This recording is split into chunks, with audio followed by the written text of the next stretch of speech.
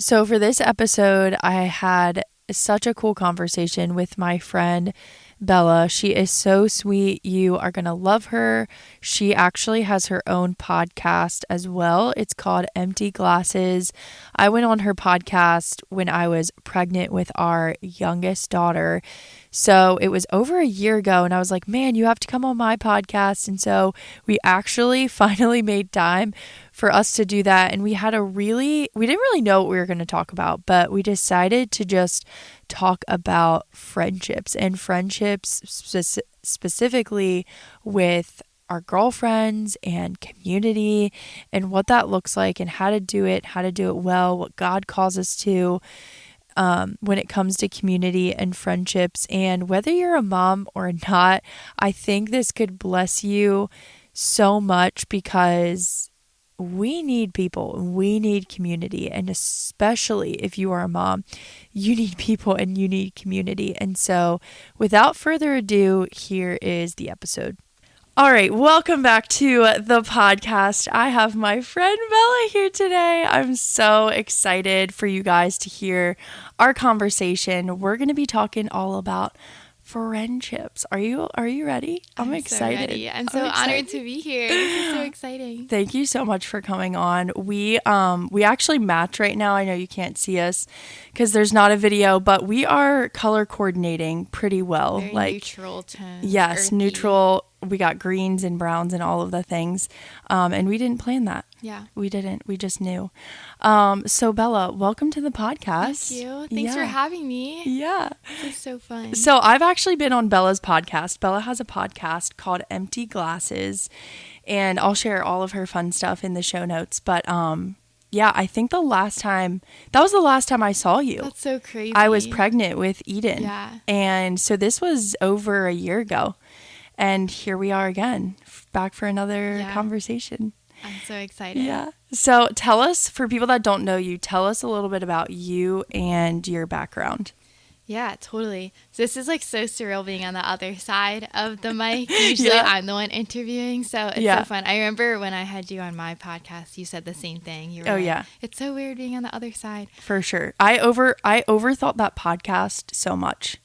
Like, I remember being like, am I answering the question that you want me to? And I'm like, why do I? But it was so good. I wouldn't put that expectation on you, but I was anyway. So keep going. So good.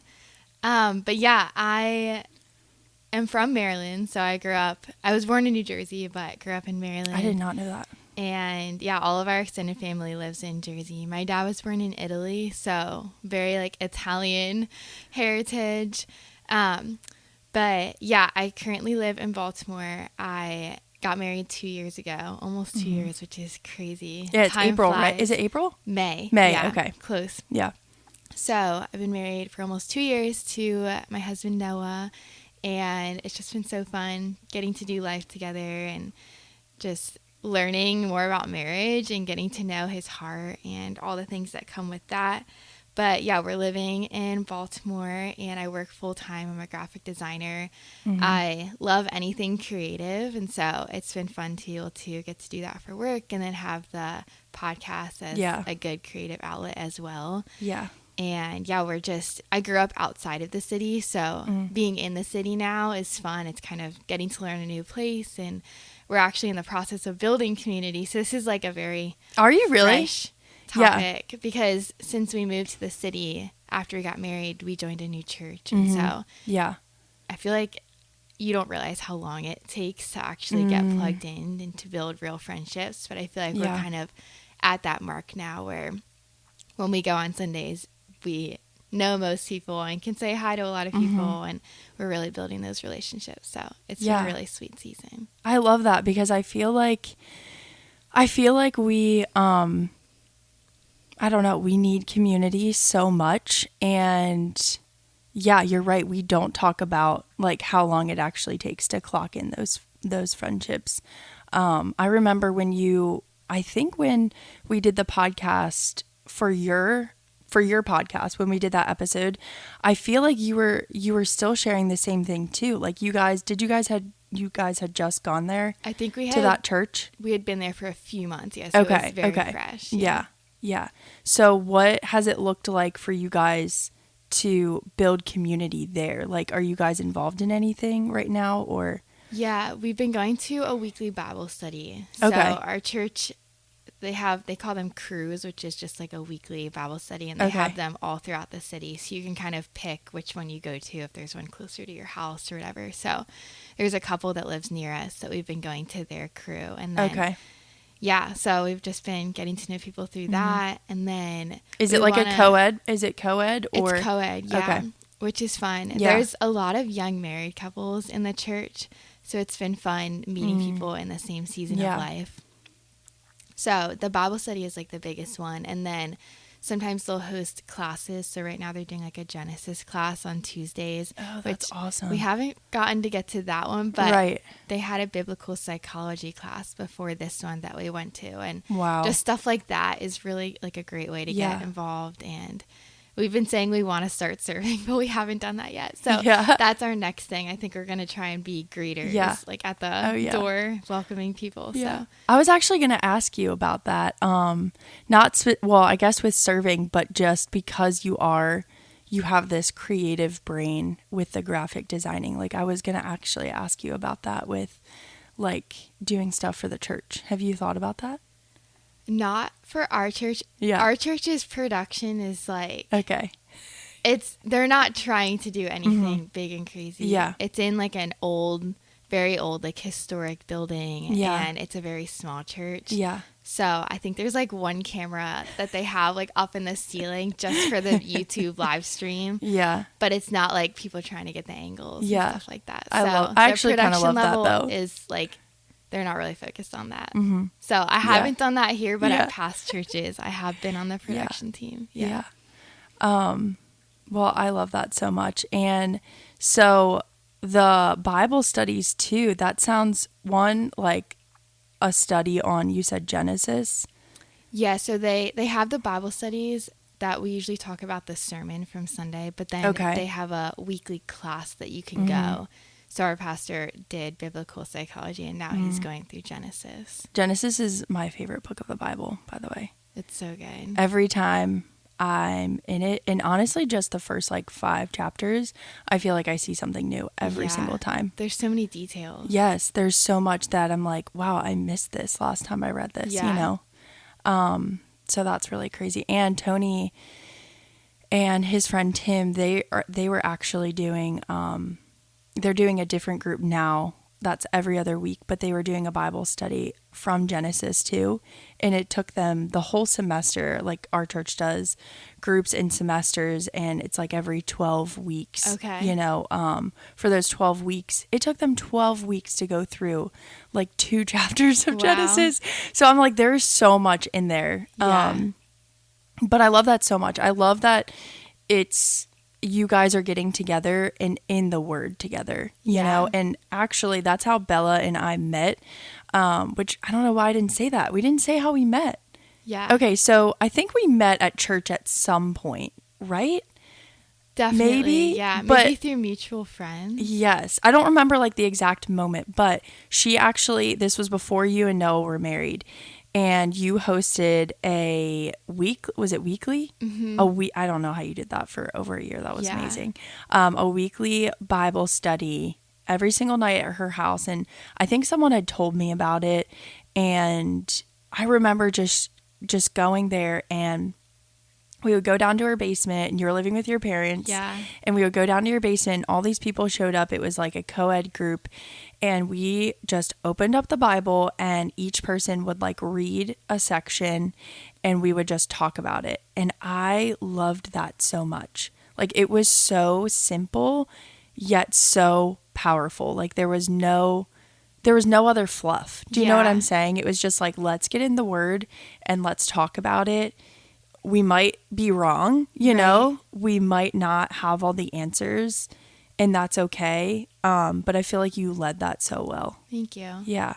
I feel like that anybody can do. It seems like a lot of pressure. Yeah. Just the idea of it. But I feel like that's what was so beautiful about it is I was just showing up and saying, hey guys, we're going to read one chapter of the Bible tonight. And like, you're all here to discuss with me. Like, it's not just going to be me talking. And so it was so cool to just get to see everyone's different perspectives. And Yeah. we would all read through it together and then kind of pick it apart, which Yeah. was really sweet. And it's so interesting how different people, you know, would take different things, or like the Yeah. Holy Spirit can, you know, just reveal something to you that you didn't see before. But I love that so much. Yeah. All right, so let's get into the topic. Okay, friendships. Let's go there. I am so excited. We're going to go there. So what do you feel like friendships used to look like for you? Like before, like, well, you grew up in the church. So tell us a little bit about that. Yeah. Okay. Yeah. So I grew up in the church. But growing up, I feel like my faith, this is a big part of my testimony, that it was very legalistic, performance-based, trying to earn God's love and even the people around me's kind of love. Like, it was definitely that. I know it's so overused, but the religion versus relationship type part of Christianity. And so I lived so much of my life like that, just in that performance-based faith. And growing up, I was super shy and just kind of, it was definitely the enemy, but just convinced myself that I didn't have a voice, that no one would want to listen to me. And so shy to the point where it was like, I almost didn't even really want friends. Like in high school, while most high schoolers were out, like doing stuff with their friends on the weekends, I was home in my room, like playing the piano or just like watching a movie with my parents. Like, I wasn't even really trying to be intentional about making friends. And I think a big part of that was because I convinced myself that no one would want to like get to know me or hang out with me, or what would I say to people? How would I build relationships? Just acting very much so out of that, like, I have to earn people's love. So that's going to be too hard or too much effort. So like, I'm not even going to do that anyway. So then I went into college and joined Cru, which is Campus Crusades for Christ. And just met so many amazing, like, God-fearing people in that group. And that kind of was where my faith started to unravel, of breaking off some of that religion and coming to know relationship with Jesus. And so... Was there like a moment for you, or was it like more of a gradual thing? I feel like it was like a gradual thing. Cru hosts these winter conferences every year, which happened to be in Baltimore, which was so convenient. And so I went to a couple of those during college. And I remember at those, I had some conversations with people, and hearing some of the sermons, I was like really starting to understand the religion aspect, or relationship aspect versus the religion. And so, yeah, I feel like it was the beginning of college, things started to unravel, and the Lord kind of started to bring me out of my shell a little bit. And then just a bunch of opportunities the Lord started to place in my lap. Like, I attended a 2-week leadership training in Hawaii with the Circuit Riders, which is a branch of YWAM, which stands for Youth with a Mission. So many acronyms. But I was so comfortable living in my comfort zone up until like that point. I didn't want to do anything alone. Like, I grew up with so much anxiety. And so doing like a 2-week leadership training in Hawaii by myself was like so intimidating, but I felt so called to go. And it was during those 2 weeks that the Lord just completely, I met the man Jesus, like in those 2 weeks. And like, just, I came to know the Holy Spirit and learned at that, like at YWAM, that you could hear the Lord's voice. I didn't even know that you could hear the Lord's voice before that. And so, yeah, I feel like beginning to mid college age was when things started to unravel a good bit. Yeah. Wow. I don't even know if I knew that whole story. I love that. I love that so much. Was there something during that time he like revealed to you, or did you read something in the Bible, or did someone like prophetically speak something over you that like kind of took those lies that you were believing and those doubts that you had and broke them off? I don't think there was like a specific thing. Yeah. But I think it was just coming to really know what Jesus did for us and how like Jesus didn't die so that we could still be like living in fear or living within like our comfort zone. That's And so good. so, yeah, just like coming to really know like the significance of the blood of Christ, and like saying like if he went to death for me, like he didn't do that so that I can just continue to like Right. sit in my room at home and like Right. not go out and be bold. And so, Yeah. I mean, I'm still learning, and obviously I think it's like a lifelong Yeah. journey of like experiencing boldness and being uncomfortable and things like that. But yeah, I think it was just coming to really know Jesus and his heart for me. That's so good. Oh, that's so good. I feel like we, oh my gosh, there's so much I want to say. Okay, well, I'm just going to say this one thing. I feel like we try, and when I say we, I mean me, okay?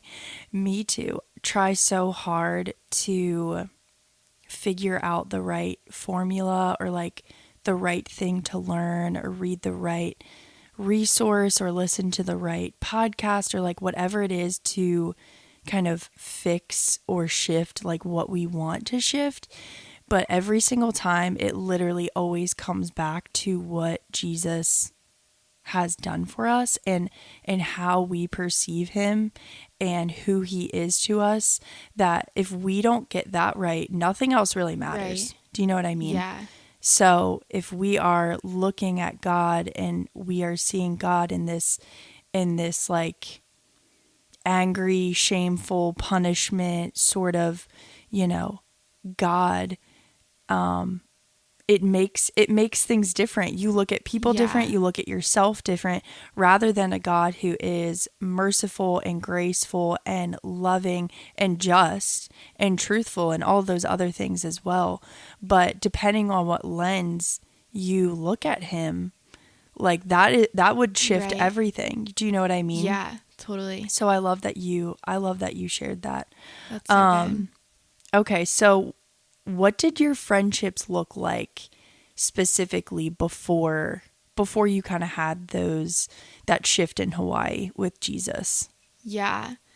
So I guess like that's what I'm saying is like so weird for me, because I didn't really have like a lot of friends. I wasn't trying to make friends in high school. I went to a super small private Christian school growing up. And to put it into perspective, like there was literally 15 people in my graduating class. That's crazy. And so it was one of those things where you're kind of automatically friends with everybody. Like it wasn't like you had to put in any extra effort. If you wanted to get super close to somebody, sure. But like we were all with each other every single day. So it was like, to me, I was like, we already spent all day at school together. Like it wasn't like intentional, like you went out of your way to go find this person. And yes. Right. Yeah. Like you didn't have to hunt a friend down because you only had 14 other choices, and like only half of them were girls. Yeah. So it was like you kind of, not in a bad way, but like you get what you have type thing. And so there was definitely a few girls in my grade that I was closer to, just because we had similar personalities and stuff. But yeah, I feel like I just in middle and high school didn't have a lot of experience like with friendships, because it was more so they would invite me to things and I would go, but I didn't really know what it looked like to be a good friend to them. And so yeah, I feel like it was during college when I really started to realize, okay, like I actually have to give 50-50, or sometimes it's not 50-50, but I actually have to give a little bit into this relationship. I can't just expect to be invited to everything all the time and like show up. Like I need to show people that I care as well. Yeah. And that was definitely hard for me, because I was an introvert and convinced myself that I didn't have a voice. And so going out of my way to be bold and ask people to get coffee, or to go up to a girl at church, because the church I was going to in college was much bigger than the church I grew up going to at home with my parents. And so actually having to be intentional about relationships was new, but it was a good push, I guess. Yeah. Well, I mean, that makes a lot of sense that it looks so different, with, oh my goodness, 15 people. So what do you feel like it looks like now with your friendships? Yeah, that's such a good question. I feel like it's so evolved over the years, but I feel like in this stage of life, I'm really coming to know a big thing that I say in my podcast all the time is like vulnerability breeds vulnerability. And my entire life growing up, I was just not in touch with my emotions at all. Like, I think there was like a big span of time where I didn't even cry. And like my family knows this, but like I would bottle everything in and would just like kind of push it down. And so I was never vulnerable with anybody. But then coming to see over the past few years that when I am vulnerable with people, it gives them permission to be vulnerable back. So and then true. that's how you actually build like a deep relationship. Now I'm like, I hate small talk. Like, Oh, for sure. as soon as I meet somebody, I'm like, so tell me your full story. Like, I just want to get to know you, because the surface level stuff is like, you're not really getting to know someone's heart and what makes them them. And so I love asking those deep questions. And I think right now in this season, I'm still learning how to do it, but how to ask intentional questions to get to somebody's heart and like what makes them click and all the things. So I would say like vulnerability right now is definitely something I'm working on, because it's so hard. That's so great. Like, and it's so true. And oh my gosh, I remember the first one of the first like big groups I did at Freedom. I did like a Freedom group, and I remember the very first night someone opened up about all of their stuff. And this was like, this was years ago, and that just stuck with me. And I think one of the first times that we really talked, we both said like, small talk is awkward. Like, I need you to tell me like your deep stuff, and I feel like we definitely connected on that. And it's so true. Like, I actually think that sometimes I get like just kind of awkward with the small talk, I just like don't, and I know it's important to like ask them, the small stuff too, depending on if you just met or whatever. But man, if you never get there, like with your friends, I feel like it's, I don't know, I would reevaluate that. Yeah. It just feels so like superficial. Yeah. Like, okay, so this is my big thing I've been doing probably for the past month or two, is I do not ask people how they are doing. Like, I will not say like, how are you? How are you doing? Maybe in person, but like if I'm texting them, I'll just be like, hey, on a scale of 1 to 10, 10 being the best ever and 0 being the worst ever, what would you rate your life right now? That's good. And so they'll give me a number, they say like 7 or whatever. And then I'll be like, okay, well, what's making it a 7? What's not making it a 10? That's sort of good. thing. And I feel like it kind of draws people out, because what you're saying is so good about people sharing, but also you said like you weren't in touch with your emotions for a season. And I think people either there's fear with vulnerability. Like, what is this person going to think about me? Would they still like me? There's those sort of thoughts. Yeah. And then there's this other probably group of people that just genuinely don't know how.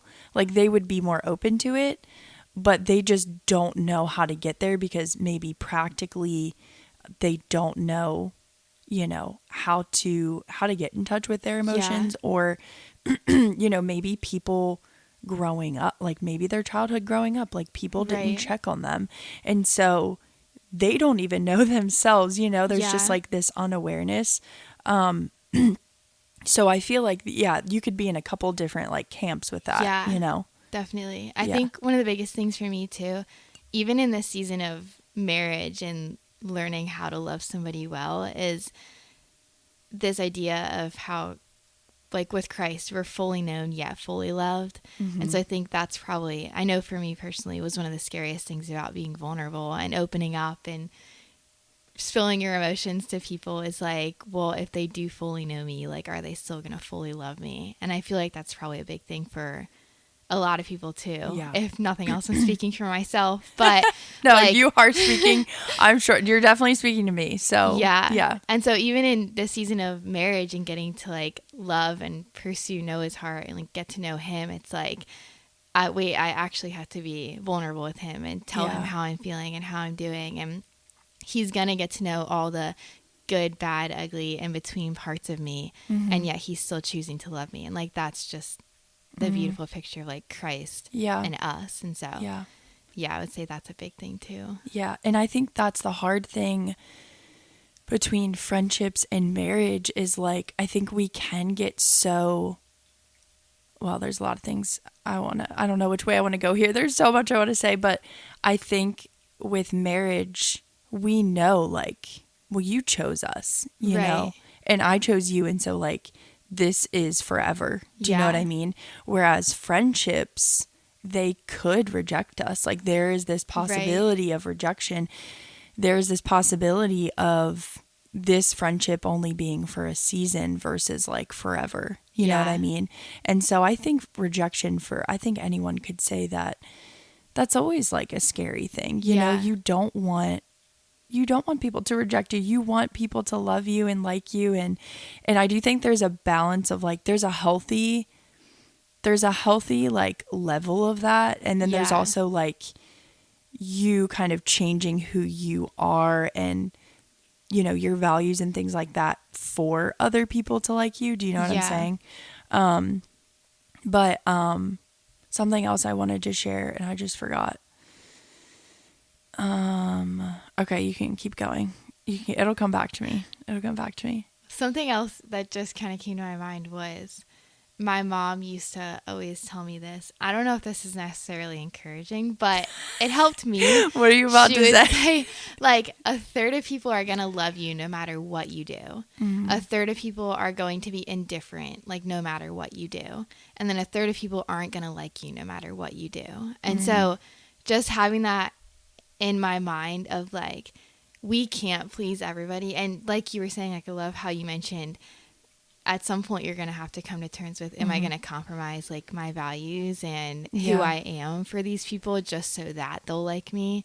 Or am I going to be able to be okay with the fact that there's some people that just aren't going to agree with me and they aren't going to like me no matter how kind I treat them or how much I uphold the values that I believe in because they just believe differently. And I think that that's okay too. It's just reminding ourselves, like when I first started going to therapy years ago, my therapist said, like, sorry if you hear me keep gulping, by the way. I'm drinking my coffee. I can't hear it. Okay, perfect. But she would always say, like, as long as you're not going out of your way to offend people, like, they have the option to not like you, and that's okay. But as long as you're not intentionally trying to, like, do harm to somebody else, like, then that's not your responsibility how they respond. And so I think that like took a lot of pressure off of like, okay, like I'm not going out of my way to treat people unfairly or to be mean to them or whatever. And so I don't need to feel responsible for how they feel. That is so good. I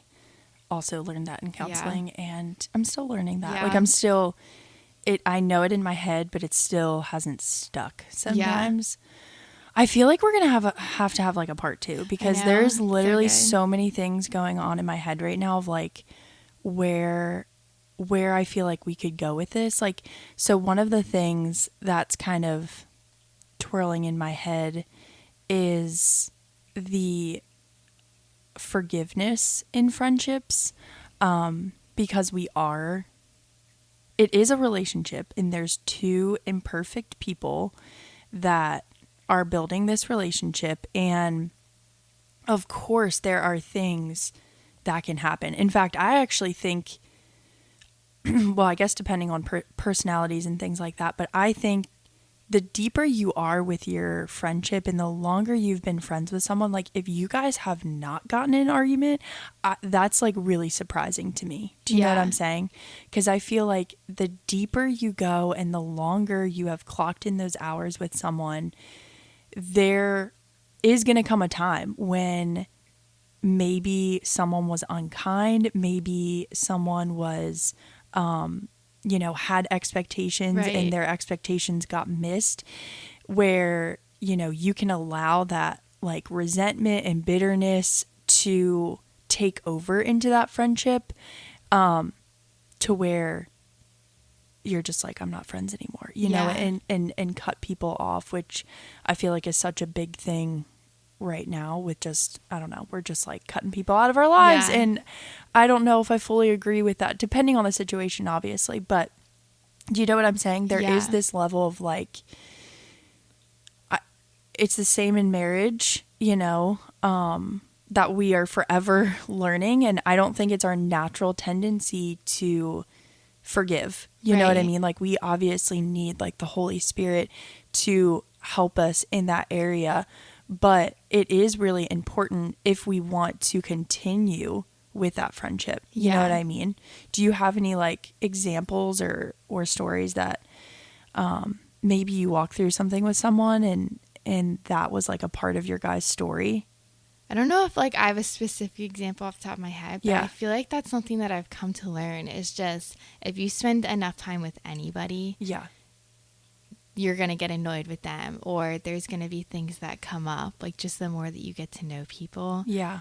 And I think just learning to have grace, which is so much easier said than done. But even like when I was living with my parents and now living with Noah, and I lived with like roommates during college, and just even the little things of like, oh, they didn't do the dishes, or like the little insignificant things that come up that feel so much more significant in the moment. It's kind of taking a deep breath and reminding yourself, okay, like I heard someone say once, like, are you going to remember this thing in 5 years? Because if not, like, it's not worth fighting over. Like, that's you can bring it up, sure, but don't like make it a full blown type of argument. Yeah. And so I need to bring that into marriage. Yeah. I need to bring that thought into marriage. Yeah. But yeah, I think it's just, reminding yourself like they're all human too, whether it's like your parents, your roommate that you're living with, a friend, your husband, whoever, and just remembering like none of us do it perfectly. And so I think one thing I've really learned in marriage too is needing to over communicate. And I think a lot of times arguments happen when your expectations aren't met. Oh, 100%. And so 1000% actually. Communicating extra to that person, whether it is your parent, your friend, your spouse, communicating what your needs are, what your expectations are. And then if they don't meet them, that's on them, but at least you communicated it. But if you're not even communicating it, then how do they even know? Then how do they know? I feel like you talked about this with Noah. Yeah. Or you talked about me with you and Noah. Yeah. You know, like you actually, because I think sometimes, and I mean, there's friendship in our marriage, you know, so that's like even a whole other thing. But like, if we are expecting them to know all of the things, you know, then I feel like we're setting them up. Yeah, you know what I mean? Right. Because, but I will have the thought, even in marriage, of like, well, we've been married this, you know, almost 4 years. Like, shouldn't it be, you know, shouldn't he know this by now? Or we've gone through the, you know, and it's like, I feel like that sort of pathway of thoughts never leads to anything good. Yeah. You know what I mean? So like you're saying, just over communicating things. Yeah. I'm going to be 100% honest with you. Okay. Because I feel like whether you're a mom or not, I think friendships and communicating is so important. But I think even when you have any like big life change where your attention is, you know, in different areas. So like when you are single and then get married, I think your friendships outside of marriage shift. And then I think from marriage into motherhood, they shift again. Right. And unless that person has been there, it's really hard to like fully understand why and how, you know what I'm saying? Yeah, totally. But I will say, actually, this was probably like a couple months ago, I was feeling really insecure in some of my friendships. Like some of my friendships that are like my ride or die people, like my close, like I will tell you anything sort of people. And I literally called one of my friends one day and I was like, hey, I'm just going to be totally honest with you right now. I don't want to talk to you about this, but I've been feeling like I like you more than you like me. Okay, so I literally said that to her. I was like, I have this feeling that, you know, and I'm feeling really insecure about it, you know, and she affirmed me that she does like me and she does care about me and she does love me. We never really got to the like, well, I know that, but do you like me more than I like. You know, there is this thought for me personally, and I'm still like figuring this out. It's not just, do you like me at all? Right. It's like I, for some reason, have been battling this like, or wrestling this thing where I want our likeness to be equal. Yeah. Do you know what I mean? Yeah.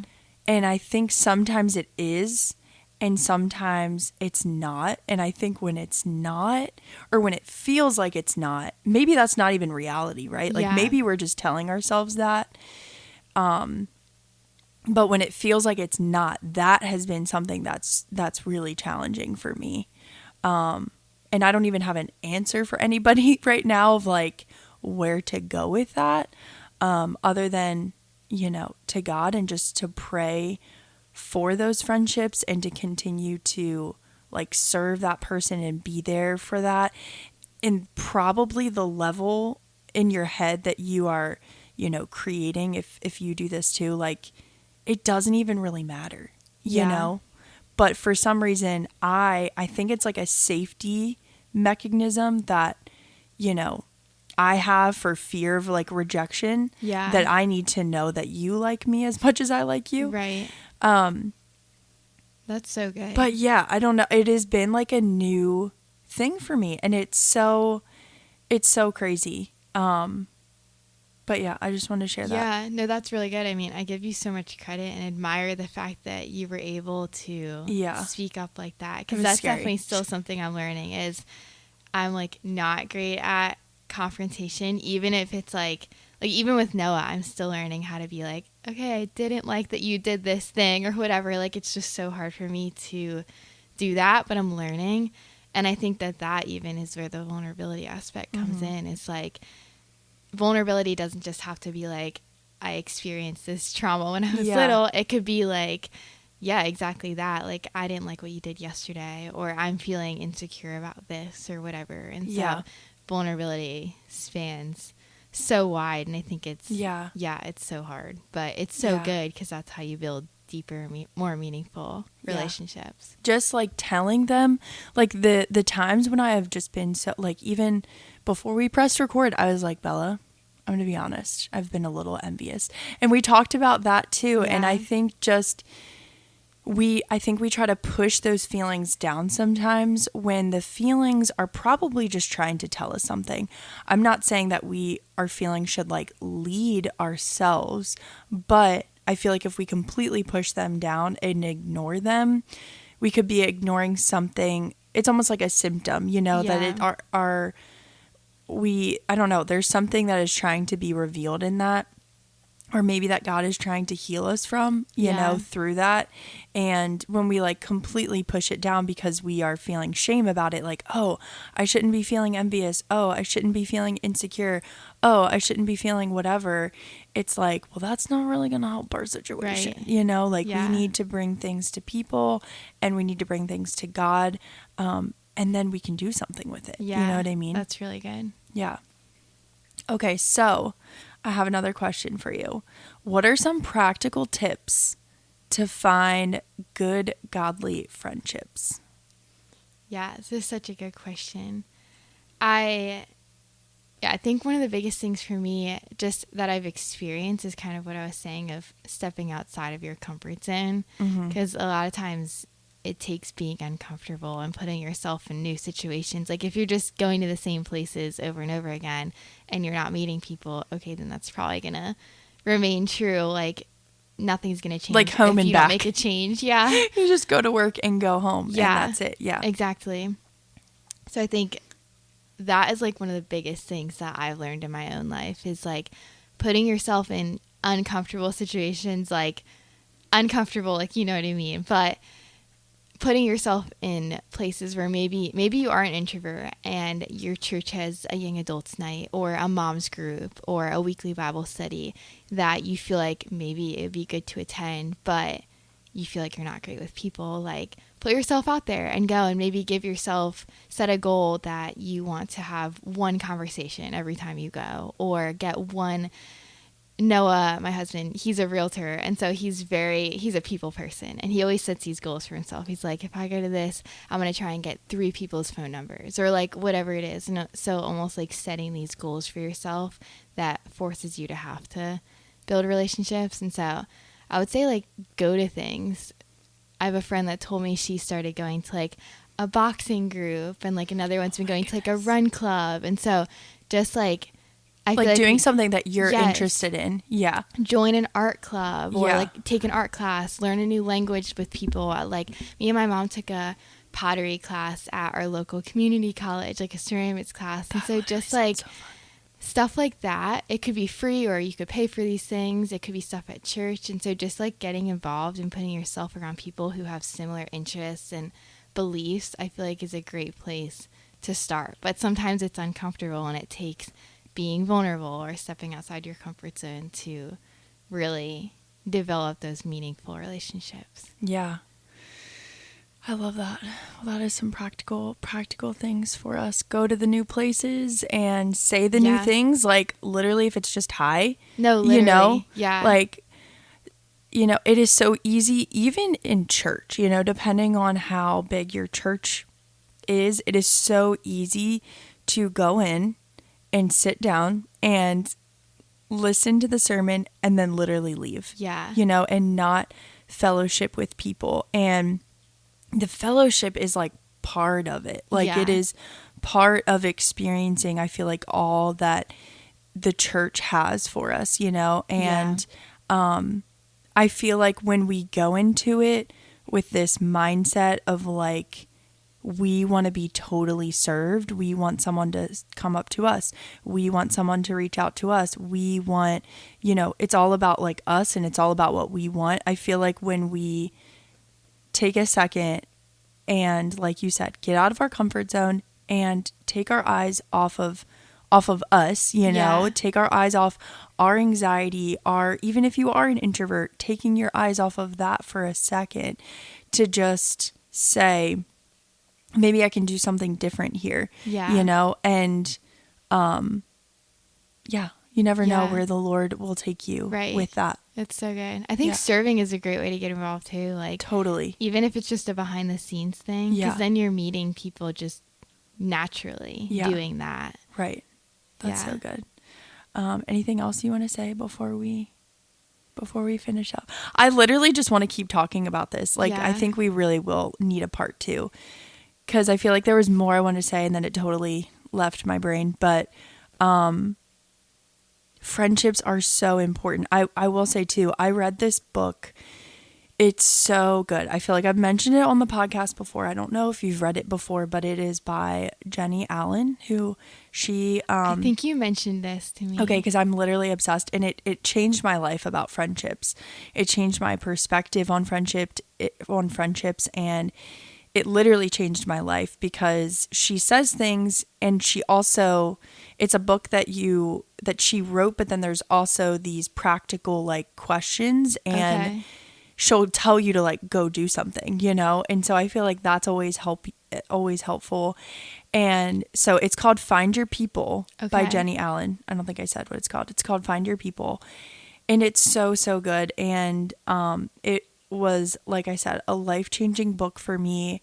And I just think when we have the people that we are doing life with, like we are meant to do life with people. That means that, hold on, let me adjust. I'm feeling awkward. Feeling awkward on the couch. When we are at our worst moment, when we don't have makeup on, when the laundry is piled up in our house, when our house is a mess and we don't know the last time we like vacuumed, when we barely have, you know, groceries in the fridge, like literally when every area of our house or our home or even ourselves are a mess, we should still be doing life with people. Yeah. Because we don't even put ourselves together before we come to Jesus. Yeah. Because he already knows we're a mess anyway. Like he knows our inside mess and our outside mess.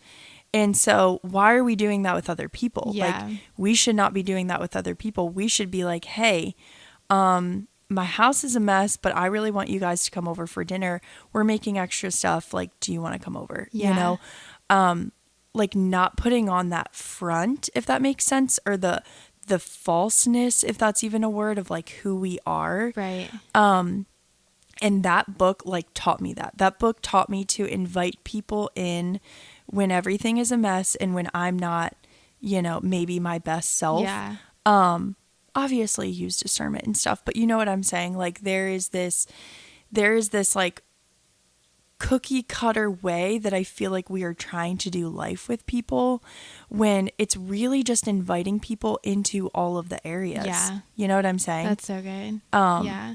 Yeah. Guess we'll just end with that. Yeah. I love that. Yeah. It's so good. Well, thanks for coming on. I really enjoyed this. I don't want it to Me end. too. I know. You'll have to It's come so back. good. It's always And we'll so talk about sweet something chatting else. with you. I Yeah. know. I had so much fun. Well, I love you, girl, and we hope this episode blesses you, and you guys have a great day. Bye-bye. Bye, guys. Thank you, Kayla.